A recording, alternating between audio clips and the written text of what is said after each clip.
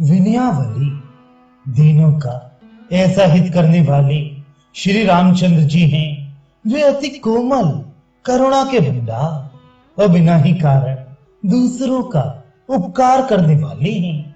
साधनों से रहित दीन गौतम ऋषि की स्त्री अहिल्या अपने पापों के कारण शिला हो गई थी। उसे आपने घर से चलकर अपने पवित्र चरण से छूकर घोर श्राप से छुड़ा दिया। हिंसा में रत गोहे निषाद जिसका तामसी शरीर था और जो पशु की तरह वन में फिरता रहता था, उसे आपने वंश और जाति का विचार किए बिना ही प्रेम के वश होकर हृदय से लगा लिया। यद्यपि इंद्र के पुत्र जयंत ने काक रूप से श्री सीता जी के चरण में चोंच मारकर इतना भारी अपराध किया था कि कुछ कहा नहीं जा सकता।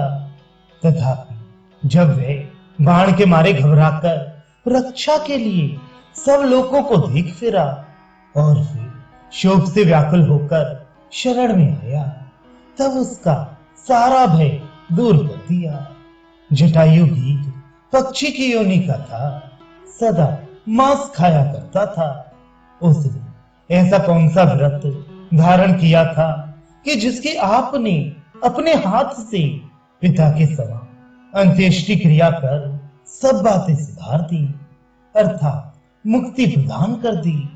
शबरी नीच जाति की मूर्खा स्त्री थी जो लोक और वे दोनों से ही बाहर थी, परंतु उसका सच्चा प्रेम समझकर कृपालु रघुनाथ जी ने उसे भी कृपा पूर्वक दर्शन देकर उद्धार कर दिया। सुग्रीव बंदर अपने भाई बाली के भय से व्याकुल होकर जब पुकारता हुआ आपकी शरण में आया, तब आप अपने उस दास का दारुण दुख सह नहीं सके और गालियां सहकर भी बाली का वध कर डाला। विभीषण शत्रु रावण का भाई था और जात का राक्षस था। वह किसी भजन का क्या अधिकारी था, किंतु जब वह आपकी शरण में आया तो आपने उसे आगे बढ़कर लिया और भुजा पसार कर हृदय से लगाया। बंदर और रीछ ऐसे अधर्मी हैं कि उनका नाम तक लेने से अमंगल होता है, किंतु ही ना उनको भी आपने पवित्र बना डाला। वे इस बात के साक्षी हैं, ये सब आपकी महिमा है। मैं कहां तक कहूं, ऐसे असंख्य दीन हैं जिनकी विपत्तियां आपने दूर कर दी, किंतु ना जाने इस तुलसीदास पर जो कलयुग के पापों से जकड़ा हुआ है, आप कृपा करना क्यों भूल गए। श्री रघुनाथ जी की भक्ति करने में बड़ी कठिनता है।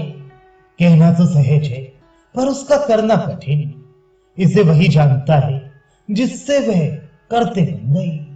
जो जिस कला में चतुर है उसी के लिए वह सरल और सदा सुख देने वाली है। जैसे छोटी सी मछली तो गंगा जी की धारा के सामने चली जाती है, पर बड़ा भारी हाथी बह जाता है, क्योंकि वह मछली की तरह उसमें तैरना नहीं जानता। जैसे यदि धूल में चीनी मिल जाए तो उसे कोई भी जोर लगाकर अलग नहीं कर सकता, किंतु उसके रस को जानने वाली एक छोटी सी चींटी उसे अनायास ही अलग करके पा जाती है। जो योग दृश्य मात्र को अपने पेट में रख ब्रह्म में माया को समेट कर परमेश्वर रूप कारण ही कार्य रूप जगत का लय करके अज्ञान निद्रा को त्याग कर सकता है, वही द्वैत से आत्यांतिक रूप से मुक्त हुआ पुरुष भगवान के परम पद के परमानंद की प्रत्यक्ष अनुभूति कर सकता है। इस अवस्था में शोक, मोह, भय, हर्ष, दिन रात और देश काल नहीं रह जाती। एक सच्चिदानंद घन प्रभु ही रह जाता है। किंतु हे तुलसीदास, जब तक इस दशा की प्राप्ति नहीं होती तब तक संशय का समूल नाश नहीं होता।